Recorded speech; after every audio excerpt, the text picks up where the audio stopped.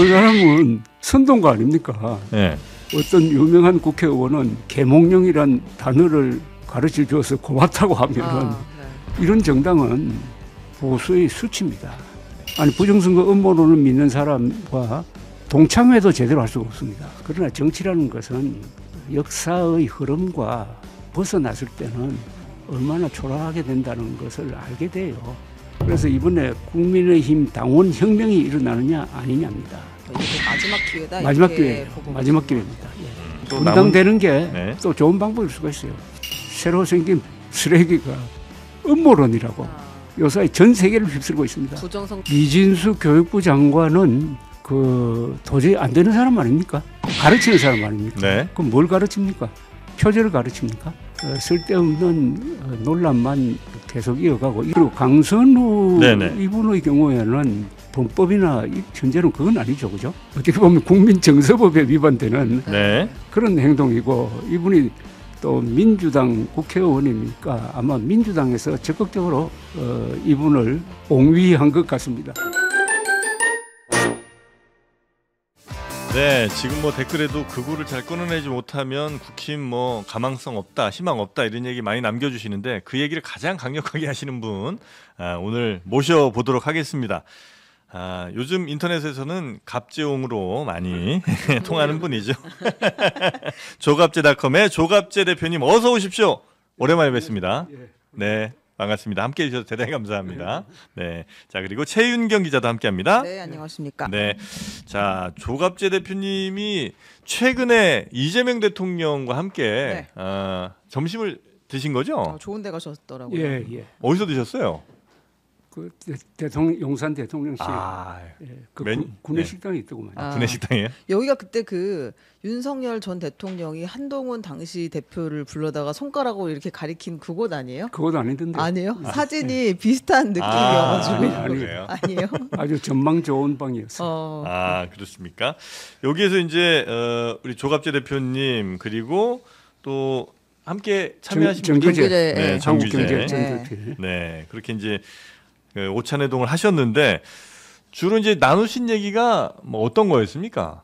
뭐 제가 2시간 동안 이야기를 했으니까 그건 또 외교 문제에 대해서는 제가 또 이야기할 수도 없고, 제가 할 수 있는 범위에서는 제가 한 이야기를 하는 수밖에 없어요. 그래서 요새 내란 특검에서 평양에 무인기 보낸 걸 가지고 외환죄로 거는데 저는 이게 무리라고 이야기를 했더니 이 대통령도 법리상은 무리다라고 이야기를 합니다. 왜냐하면은 외환죄는 외국과 통모하여 대한민국을 공격한 죄거든요.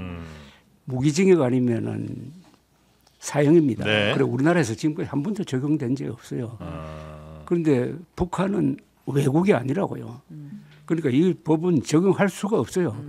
그런데 외환죄를 함부로 막 쓰는 바람에 언론도 쓰고 정치인도 쓰고 특검도 그런 요사이는 뺍디다마는 그래서 이 사건 수사가 처음부터 좀 부풀려지고 어떤 정치적 의도가 있는 것 아니냐 하는 식으로 오해를 받게 생겼어요. 말씀들 좀 하셨고. 그러나 국군 통수권자인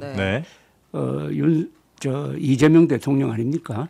국군 통수권자의 제1임무는 국군 장교단을 보호하는 겁니다. 그래서 그분이 외환죄는 무리다라고 한 것은 물론 이재명 대통령도 그때 이야기했어요. 그것은 특검 사안이다. 그러나 이건 상당히 중요한 의미가 있다고 생각합니다.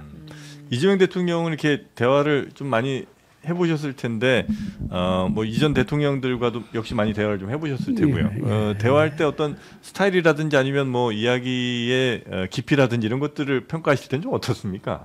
총 5시간 대화를 해본 셈인데 이 합리적 대화가 가능한 상당히 편한 대화를 할 수 있는 분이라고 생각했습니다. 그러니까 보통 저런 자리에 가면은 대통령이 대화를 독점하는 경우가 많거든요. 그런데 그날은 아마 대화 시간도 그 참석했던 세 사람이 똑같았을 거예요. 3등분 할 수 있을 정도로. 좀 질문을 많이 했나요, 대통령이?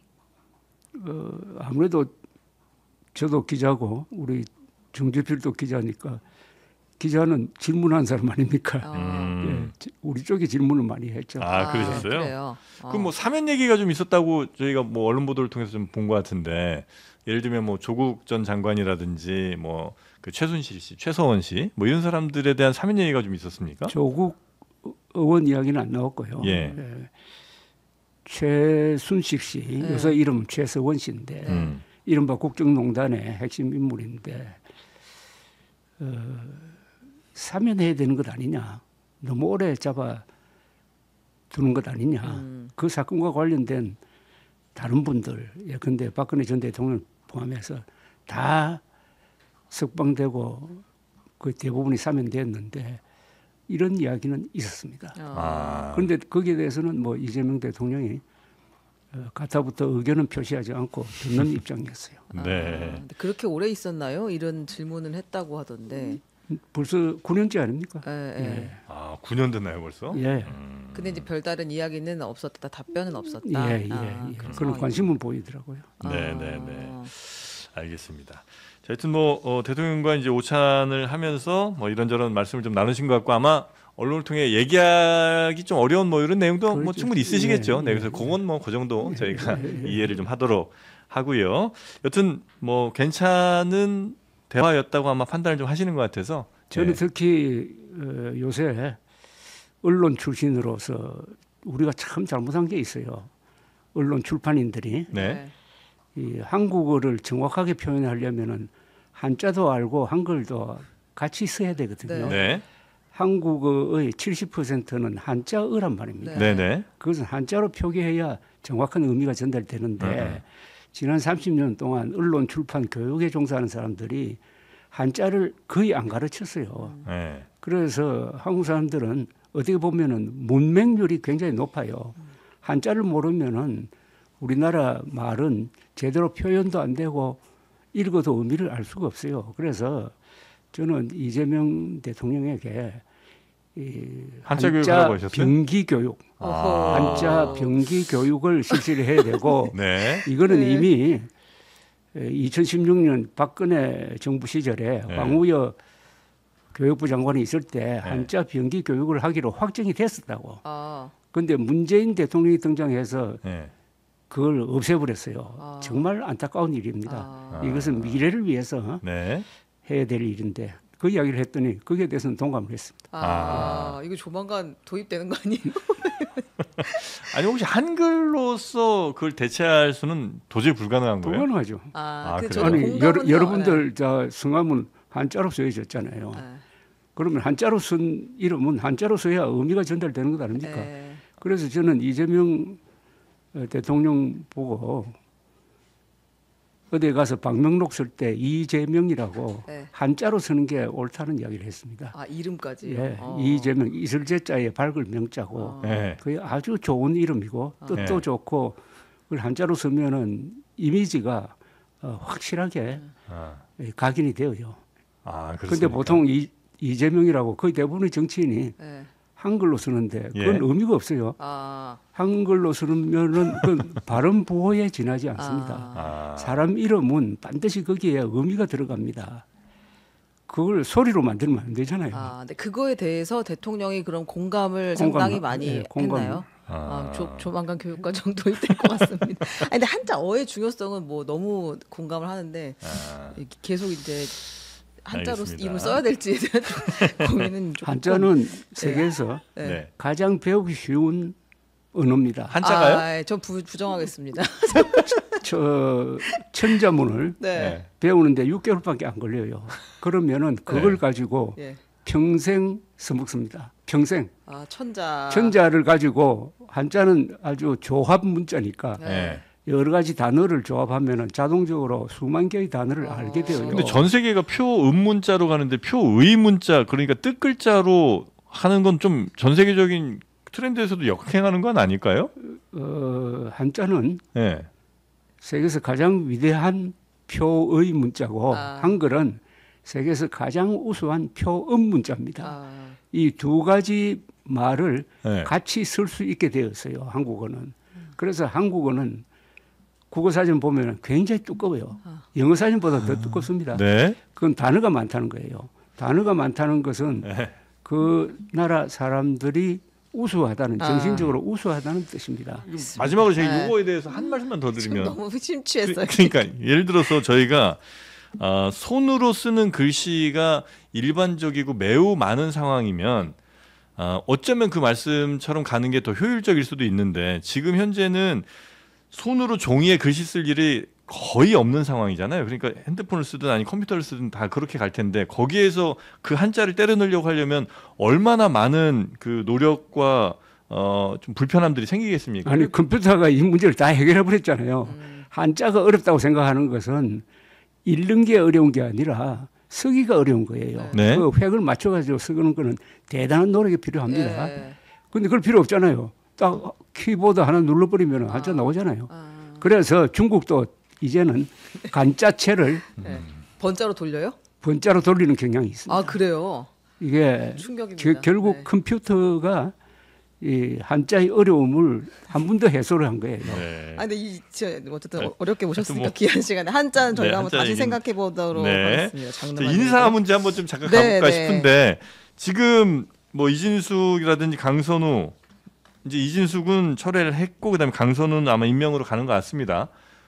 논란된 사람이 크게 이제 그 두 사람이 있으니까 그 우리 조갑재 대표님 보실 때는 요 정도면 괜찮은 인사라고 평가를 하세요? 아니면 조금 뭐 만족스럽지 못한 부분이 있습니까? 이진숙 교육부 장관은 그 도저히 안 되는 사람 아닙니까? 예, 그 교육부 장관이잖아요. 네. 교육부 장관은 가르치는 사람 아닙니까? 네. 그럼 뭘 가르칩니까? 표절을 가르칩니까? 그건 원천적으로 그 자리에 안 맞는 행동을 한 거예요. 뭐 위장전입 문제하고는 좀 다르잖아요, 그죠? 예. 제자 논문을 가로챘다는 혐의를 받고 있다 그러면은 일찌감치 본인이 그만두고 부담을 줄였어야 되는데 다른 장관도 아니고 교육부 장관은 너무나 부적절했다. 결국 보니까 이재명 대통령이 결심한 것처럼 그렇죠. 지명 철회를 됐는데 그것도 쓸데없는 논란만 계속 이어가고 이게 결국은 지지율이나 이런 데 영향을 줍니다. 그리고 강선우 이분의 경우에는 이게 어떤 무슨 범법이나 현재는 그건 아니죠. 그죠? 네. 그러니까 어떻게 보면 국민정서법에 위반되는 그런 행동이고 이분이 또 민주당 국회의원이니까 아마 민주당에서 적극적으로 이분을 옹위한 것 같습니다. 비호라고 해야 될지 모르겠는데 그런 힘의 관계에 의해서 이진숙 후보자는 물러난 거 아니냐. 또 이진숙 후보자는 청문회 과정에서 보면 교육 현장이라든지 교육의 모르더라고요. 정책적인 면에 대해서 이 세부적인 지식이 좀 부족하다는 것도 영향을 준 것 아니냐 그렇게 생각합니다. 강선우 그 후보자를 장관 임명하는 것은 그래도 뭐 나쁘지 않은 선택이었다. 어쩔 수 없는 선택이었다. 그건 제가 평가할 수가 없고 다만 그런 사정이 있다.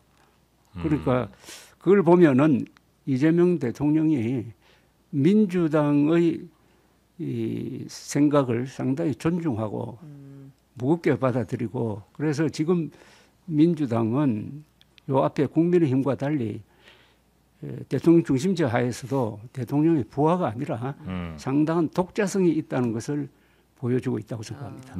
당이 또 파트너로서 역할을 하고 있다 이렇게 보여주는 증거다. 어떻게 보면은 이재명 대통령은 굿캅 역할을 하고 민주당은 배드캅 역할을 해가지고 이렇게 균형을 맞추는 것 아닌가 하는 생각도 들어요. 뭐 다른 저 인물들보다 특히 우리 대표님께서는 그 노동부 장관에 대해서 좀 우려를 많이 표하신 것 같은데 노동부 장관 조금 내가 직설적으로 이야기하면은 이 계급 투쟁론에서 아직 벗어나지 못하는 분이라고 생각하는데 이 계급 투쟁론이란 게 공산권이 무너지면서 사실상 역사의 쓰레기통으로 들어가 버린 겁니다. 거기에 얽매여 가지고 김정일이가 뭐 죽었을 때 조문하러 갔다는데 그렇다면은 김정일이가 일으킨 천안함 그리고 연평도 포격에 대해서 어떻게 생각하느냐 이렇게 물으면은 뭐 전쟁의 피해자는 노동자라든지 뭐 이런 식으로 이야기를 한단 말이에요. 네. 아니 김일성, 김정일은 그 헌법상 우리의 적일 뿐만 아니라 어떻게 보면 민족사적 범죄자인데 거기에 대해서도 그렇게까지 애매하게 이야기를 해야 될까? 뭔가 남아있는 그 낡은 이념의 찌꺼기가 남아있는 그런 걸 봤습니다. 예, 그런데 그런 분이 고용노동부라는 게 저게 굉장히 정치적인 자리 아닙니까? 네. 거기 있으면은 네. 어떤 정책 하나하나마다 이분의 이념이라는 그 어떤 안경으로 보게 될 거라고요. 그러면은 합의를 또는 협조를 받기가 좀 어렵지. 근데 여기 노동부 장관이 해야 될 일들이 아주 많은데 어쨌든 장관이 모두 다 해결할 필요는 없고 중요한 정책 한두 개 정도를 이제 수행하면 완수하면 되는 거잖아요. 예를 들면 이제 김영훈 장관이 갔을 때는 뭐 노란봉투법을 처리해서 시행할 수 있도록 한다든지 업적은 한두 개 정도가 있으면 될 것 같은데 그게 이제 번번이 이제 계급 투쟁론이 얼마나 개입될 것 쟁점이 같다? 있는 겁니까? 예. 그러니까 저 자리는 실용적인 사람이 갔어야 되는데 이념적인 사람이 갔다 이렇게 보시는 거예요? 너무 그렇게 생각해요. 예. 그래서 적절하지 않은 인사였던 것 같다 이 부분을. 예. 알겠습니다. 그러나 뭐 임명에는 뭐 전혀 영향은 없는 것 같기는 하고요. 혹시 이번 장관 임명이나 아니면 차관 인사 등등에서 네. 혹시 이 사람은 좀 문제가 있는 것 같다, 굉장히 탁월한 선택이었던 것 같다라고 얘기해 주실 만한 분들이 좀 있습니까? 눈에 띄는 분들? 어제 있었던 차관 인사 네. 말씀이죠. 네. 저는 유홍준 교수가 국립중앙박물관장으로 임명된 거는 참 잘한 거라고 생각합니다. 저 자리는 어떻게 보면 문화적으로 한 나라를 대표하는 자리입니다. 여행을 하시면 아시겠지만은 어느 나라든 수도의 제일 좋은 자리에 있는 게 국립중앙박물관이에요. 네. 지금 저 용산으로 옮긴 게 그런 점에서 저는 참 아쉽게 생각하는데 그래도 저분은 뭐 노무현 정부 때 문화재청장하고 급수로 보면은 네. 장관해야 될 분이 그 국립중앙박물관장으로 간 것은 중앙박물관의 위상도 높이고 대외적으로 한국의 이 문화에 대한 어떤 얼굴 역할을 할 수 있는 분이라고 생각을 합니다. 그런데 그 점에 대해서는 별로 언급이 없고 그 김의겸 네. 새만금 개발원장. 청장이죠. 청장. 네. 네. 개발청장에. 그 인사는 좀 문제가 있다고 생각합니다. 뭐 잘 아시다시피 그 윤석열, 한동훈 무슨 어떤 변호사들이 청담동 술집에서 모였다. 그건 사실이 아닌 걸로 밝혀졌잖아요. 그런데 그걸 가지고 얼마나 좀 피곤한 논쟁을 하고 그게 결국 법적 문제로 된 상황에서 또 기자 출신 아닙니까? 네. 그 한겨레 신문 기자인데 네. 기자 출신이 팩트 파인딩은 정확하게 해야 되고 그게 사실이 아니면은 금방 내가 오보를 했다고 하면 돼요. 뭐 인정하면 되는데 그때는 기자 신분이 아니고 국회의원 신분인데 네. 그런 점에서 이번 인사는 공격을 받을 소지가 많다고 생각하고 당장 어제 한동훈 전 대표가 상당히 신랄한 비판을 했더라고요. 네네네. 그래서 김의겸 뭐 청장 정도는 조금 문제가 있지 않나라고 생각을 하신다. 그게 문제가 있는 거는 그러니까 과거의 그런 이력들 때문이 아니면 지금 현재 뭐 야당과의 어떤 관계 때문이에요. 그것보다는 국민과의 관계지. 국민과의 관계. 청담동 술집 사건이 거짓말이라는 것은 거의 모든 국민이 알잖아요. 그런 사람을 괜히 또 그걸 다시 소환할 필요가 없잖아요. 흑석 투자보다 그 청담동 첼리스트가 그게 더 뭐 문제라고 가장 최근 거니까요. 부적절한 인사였다 이 상당히.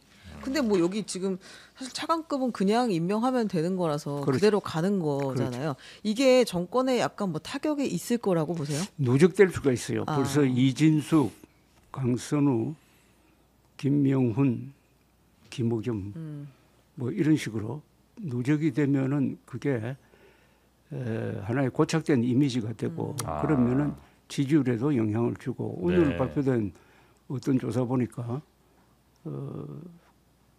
윤석열 이재명 대통령에 대한 국정수행 지지율이 또는 민주당 지지율이 동반 조금 하락했다고 되어 있더라고요. 그러니까 한 명 한 명 개별로는 뭐 큰 영향이 없을 수 있으나 이게 누적이 되면 결국 이재명 정부의 부담 내지는 지지율 하락으로 이어질 수 있다. 언론에 너무 지속적으로 지난 한 열흘 동안 계속 그게 큰 뉴스였잖아요. 네, 그럴 수 있다는 말씀 하십니다. 인사 뭐 임명 이 정도로 한번 좀 보고 국민의힘 얘기 한번 좀 가보면 어떨까 싶은데 국민의힘은 지금 거의 밖에서 볼 때는 회생이 불가한 상황 아닌가 싶을 정도로 좀 어려운 것 같아요. 뭐 혁신을 해도 뭐 이번 전당대회가 중요한데 이번 전당대회를 봐야 돼요. 이번 전당대회에서 또 윤석열 편에 섰던 사람이 당 대표가 되고 당권을 잡는다고 하면은 그건 끝난 거죠. 그렇게 하면 이제 그다음 끝이에요. 그때부터는 국민의힘은 아예 당명을 바꿔가지고 국민의 짐으로 하든지 아니면은 거구 컬트당이 되는 거지. 거구 컬트당이요? 아니 이 대명천지의 부정선거 음모론을 믿고 있는 윤석열을 비호한 사람들이 당권을 잡고 있다면은 그 당은 우리는 거구당입니다. 거구당 중에서도 컬트당입니다 하고 만방에 선언하는 것 아닙니까? 근데 지금 분위기를 분석해 보건데 저 전한길 씨라든지 아니면 장동혁 의원이라든지 뭔가 구주류 그러니까 친윤 세력들이 결국엔 다시 한번 집권을 하려고 하는 것 같고 그리고 김문수 뭐 전 장관도 있고요. 그쪽에 더 힘이 센 건 사실 아니에요? 당원만 보면 그런 것 같아요. 그런데 결국 이제 이번 결정은 당원들이 하는 겁니다. 그러니까요. 그럼 당원들이 경상도 당원들이 또 숫자가 많잖아요, 그죠? 그런데 당원들이 한 70만 명 되니까요. 70만 명 되면은 숫자가 좀 많고 하면은 국민 여론과 비슷해지는 경향이 있거든요. 거기에 기대를 걸 수가 있고 지금 언론과 여론은 그쪽 세력에 대해서 굉장히 좀 불리하잖아요, 그죠? 그러나 표대결에서는 역시 뭉쳐야 되거든요. 뭉치는 쪽에서 이기지. 그러니까 반윤 세력, 반 음모론 세력이 후보가 난립이 되면 안 되잖아요. 그게 뭉쳐야지. 하나로 뭉쳐야 되는데 요새 저 대표로 나오겠다는 사람이 안철수, 이제 조경태, 안철수, 한동훈 전 대표는 아직 거취를 결정하지 않는데 누가 나오든 그쪽 세력이 뭉쳐야 돼요. 뭉치면 나는 이긴다고 봐요. 뭉치면 가능성이 있다고 보세요. 뭉칠 때 아니 그 선을 잘 그어야죠. 윤의견이냐 아니면은 국민의힘이 다시 살아날 거냐. 당원 여러분들 결정해 주십시오. 이렇게 세 명 중에 누구로 뭉쳐도 됩니까? 아니면 누구로 어떤 특정한 누군가로 뭉치는 게 훨씬 더 유리한 상황입니까? 그거는 상당히 정치공학적인 문제인데 그거는 제가 조경태 이분이 신선한 이미지는 있어요. 조경태 의원이요? 오선 신선한 이미지인데 육선이거든요. 그런데 지금 당원들이나 일반 여론은 이제 그동안에 많이 나왔던 사람 말고 새로운 사람을 좀 원하는 그런 것도 있을 거예요. 문제는 뭉치더라도 그 뒤에 안철수, 한동훈 이런 사람들이 자기 선거인 것처럼 해가지고 적극적으로 밀어줘야지. 해야 되겠죠. 밀어주면 되죠. 그러면 현재 구도로 보기엔 물론 이제 확정은 아니지만 조경태 의원 정도로 뭉치고 한동훈, 안철수가 열심히 밀어주면 괜찮은 그림인 것 같다. 이 정도 보시는 모양이군요. 그렇다면 너무 저걸 선택의 범위를 좁히는데 예컨대 그렇다는 겁니다. 세 사람 중에 한 사람이 나오고 나머지 두 사람은 자기 선거처럼 밀어준다 이거죠. 근데 예를 들어서 안철수 의원이 만약에 나오면 역시 그때 한동훈 뭐 조경태가 열심히 도와주면 역시 그것도 같은 결과에 아니면 그러니까 대표 선수로 나온 사람이 다르기 때문에 전혀 다른 결과입니까? 저는 좀 약간 다를 것 같은데. 예를 들면 한동훈이 대표되는 그림 둘이 서로 도와준다 하더라도. 그러려면은 이번 선거는 어느 개인보다는 하나의 노선 투쟁이라는 성격을 분명히 해야 돼요. 그렇습니까? 그러니까 거구당으로 갈 거냐, 아니면 진짜 보수로 남을 거냐. 그러니까 지금 보수가 쪼개져 있거든요. 음모론 보수와 맨정신 보수로 나눠져 있다고. 그러니까 맨정신 보수는 단결하자 하면은 그게 누가 나오든 그것보다는 노선이 더 중요하겠구나. 그런 구도를 만들어야 되죠. 그러면 이제 안철수 의원을 만나신다는 거 아니에요? 곧. 누구요? 그 식사를 하신다고 기사가 나왔어요.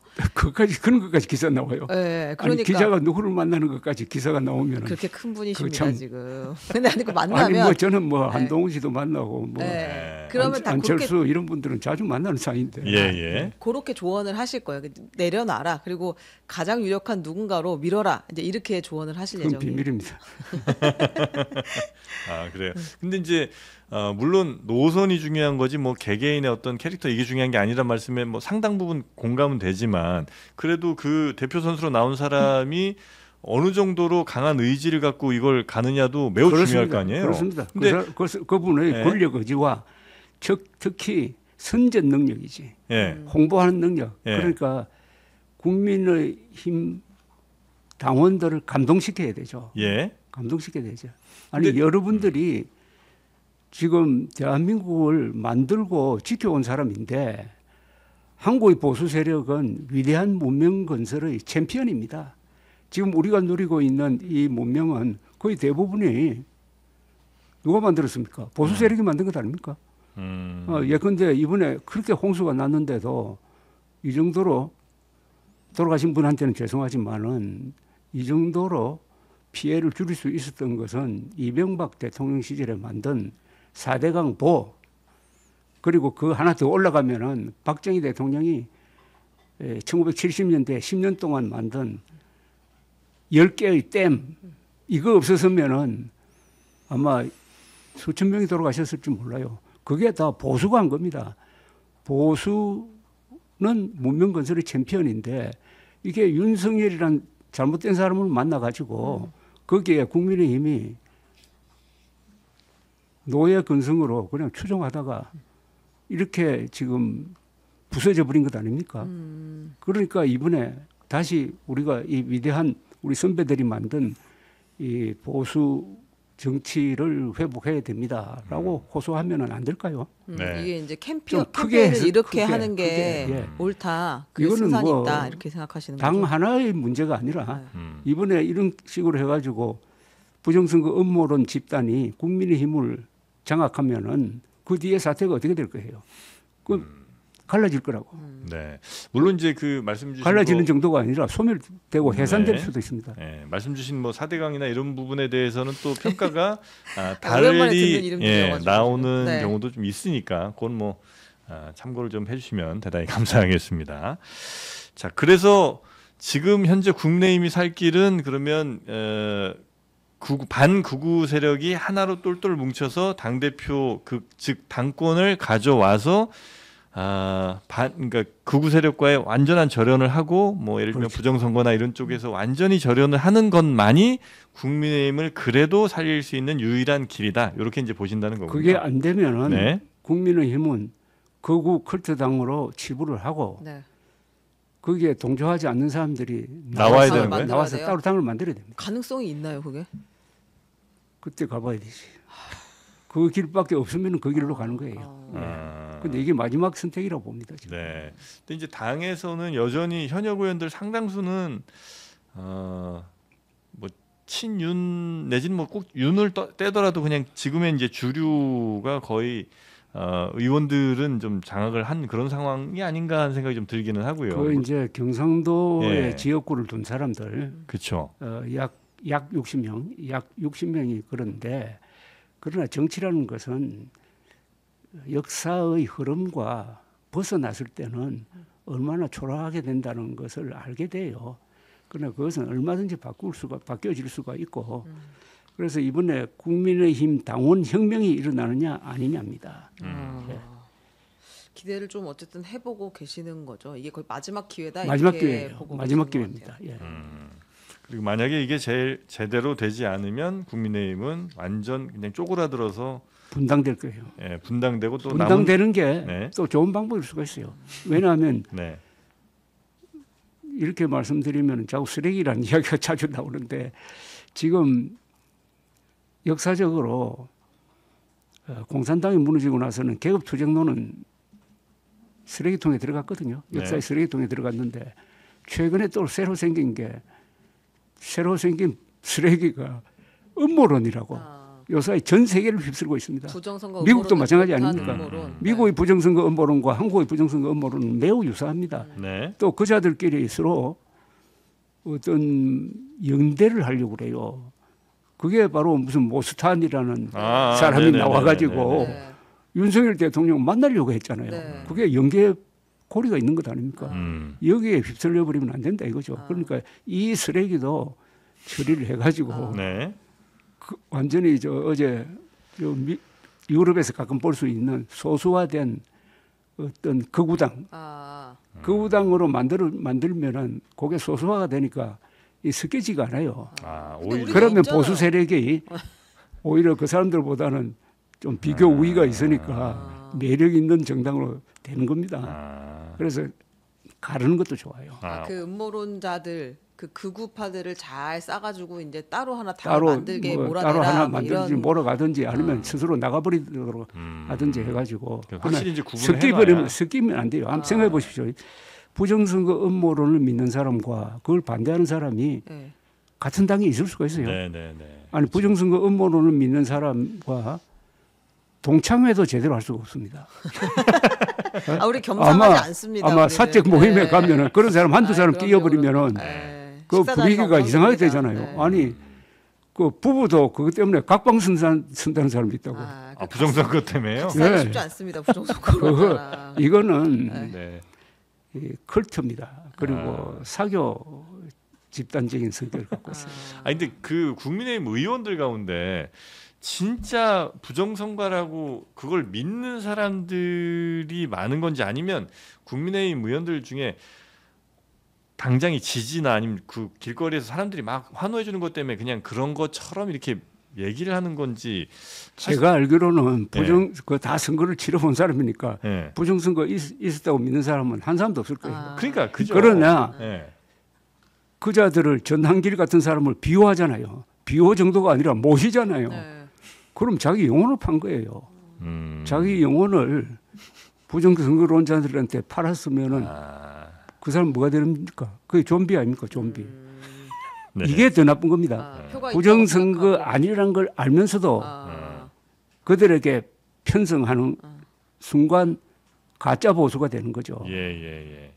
그 끝으로 요거 하나, 전한길 씨는 국민의힘에서 파괴력이 있는 사람이에요. 예를 들면 당원 상당수를 뭐 이렇게 이끌고 갈 수 있다거나 이 정도 사람이 돼요? 아니면 정말 별거 아닌데 그냥 의원들이 자꾸 막 세워주는 거예요? 그 사람은 선동가 아닙니까? 하나만 예를 들면은 우리나라 지금 선거는 수개표거든요. 그 전자개표가 아니라고. 그것도 모르고 대만식으로 수개표 해야 된다고 주장하는 사람 아닙니까? 그런데 그런 사람을 불러가지고 국민의힘이 계속 모임을 갖고 발언권을 줘가지고 발언권을 주면은 또 마치 무슨 강연하듯이 학생들한테 강연하듯이 가고 어떤 유명한 국회의원은 계몽령이란 단어를 가르쳐 줘서 고맙다고 하면은 이런 정당은 보수의 수치입니다. 근데 아니야, 근데 좀 기다려 보시죠. 이게 지금 이제 전당대회에 어쨌든 마지막 기대를 걸고 계시는 거고 이제 찾아오는 후보들에게 하나로 뭉쳐라라고 아마 강하게 얘기를 하실 것인데 결과가 어떻게 나올지는 두고 봐야 될 것 같아요. 쉽지는 않을 것 같습니다, 사실. 쉽지는 않지만 이거는 대통령 선거보다 더 중요해요. 중요하다. 보수가 살아가는 길에. 누가 뭐래도 지난 80년 한국 현대사는 문명 건설이라는 것은 뭐냐면 좋은 제도를 만드는 겁니다. 좋은 제도, 여러분들이 누리고 있는 좋은 제도는 거의가 보수가 욕을 먹어가면서 만든 거예요. 그렇다면은 거기에 맞는 정당을 가져야지. 지금 국민의힘은 그런 위대한 보수를 대표할 만한 자질이 없다 이거죠. 그러나 단정하기 전에 한 번 더 기회를 주는 거예요. 이번 전당대회에서 어떻게 하는지 지켜보자라고 지금 국민들이 아마 눈을 부릅뜨고 살펴볼 겁니다. 알겠습니다. 제 이름이 저기 길 영자에 떨칠 진짜 뭐 떨진짜를 쓰는데요. 떨칠 진짜입니까? 예. 손수변에. 예. 괜찮습니까? 아주 좋은 이름이네. 아, 좋은 이름이에요? 아유, 다행이다. 아니 영원히 떨친다는 이야기하는 네, 한 번도 맞습니다. 아니고 그러니까 이런 자리에 앉아 있는 거 아닙니까? 근데 갑제도 너무 좋은 이름 아닙니까? 그 갑자 아니에요? 좋은 이름이에요. 그렇습니까? 으뜸이란 뜻이거든. 그러니까 으뜸. 갑이란 뜻인 또 거 제자는 구할 제자입니다. 남을 구하는데 으뜸이란 뜻이니까. 이름대로 가네요. 그래서요 이게 이름을 한자로 쓰면은 네. 나중에 나이가 들면은 내가 이름대로 살았구나. 큰일 났네. 저 이름 좀 어떻게 정리하고. 뭔데? 이름대로 살았구나 없어요, 하는 생각을 가집니다. 그만큼 없어요? 한자는 위대한 문자입니다. 한글은 세종대왕이 만들었지만은 이 한자는 수천 년의 인간의 지혜가 들어있는 글입니다. 그래서 한자를 쓰면은 복이 온다는 거죠. 또 출세한다는 거죠. 아까 댓글에 누가 청담동 한자로 써달라고. 청담 좀 하겠습니다. 좋은 한자죠. 네. 자, 그래서 사람은 어휘력만큼만 출세한다는 이야기가 있어요. 그 어휘력은 한자를 모르면은 우리나라는 제가 뭐 교육과정까지는 못 바꾸겠지만 한자 공부는 좀 다시 해보겠습니다. 한번. 알겠습니다. 오늘 저희 또 저희 있는 장르만 여의도 스튜디오까지 함께해 주셔서 대단히 감사하고요. 또 다음에도 한번 모실 수 있으면 대단히 영광이겠습니다. 오늘 고맙습니다. 감사합니다. 고맙습니다.